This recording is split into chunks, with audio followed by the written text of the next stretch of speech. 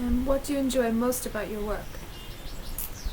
Well, from a personal sense, I enjoy how much it makes me come alive and how vibrant I feel when I'm really connected with my needs, and how it helps me to focus on what it is that I'm most wanting.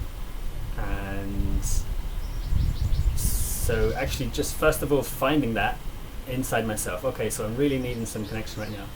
And then, so because it's taught me to follow my feelings into my needs. So it's like, okay, so there's some discomfort now, there's some unease, anxiety, whatever it is, finding what it is that's causing that inside of me. So in this case, it could be that my need for nurturance or ease or care or something isn't being met. And once I'm aware of that, then it's so much easier for me to go about and find ways to actually try and meet that need. And that's why it's been so, so helpful and fruitful for me.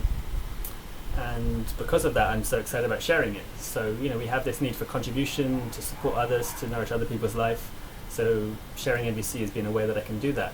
And through particularly the trainings and one-on-one sessions and things, I'm just so moved by the moments that I see people when they're so touched, or when the penny drops, or when they have some aha moment or some big release of emotional trauma that may have been stored for years. When I see these things in people, I just feel so delighted and nourished and fulfilled that it just makes me want to keep doing this work.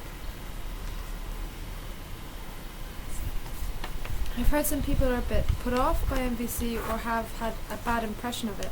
Why do you think this is?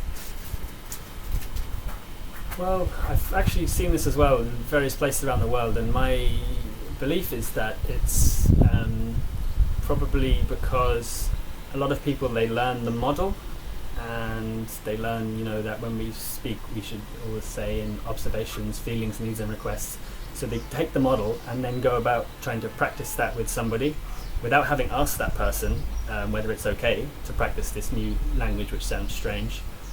But often they haven't had the time to really integrate the core of the teaching, which is really about that intention to connect, or to create a quality of connection in which everyone's needs are accounted for. So often people will take just the model and they'll just try and meet their own needs using the model. So it becomes a tool which they can use to manipulate people. And anyone who's on the receiving end of that can tell instantly, because as we often say, energy trumps words. People can tell instantly what your intention is in how you're speaking, and if it isn't to connect, if it is to get your needs met at the expense of the other, then they'll know right away. It doesn't matter what words you use. So I think a lot of people have had a bad experience with this. And because of this, a lot of us NVC trainers recommend people, when they first learn it, to actually not utter a word of it. Some say even for the first year. So just to take that time to just try and integrate the consciousness more and more.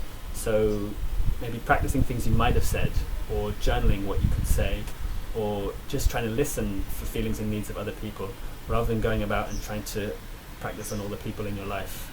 That is a very good way of making some enemies.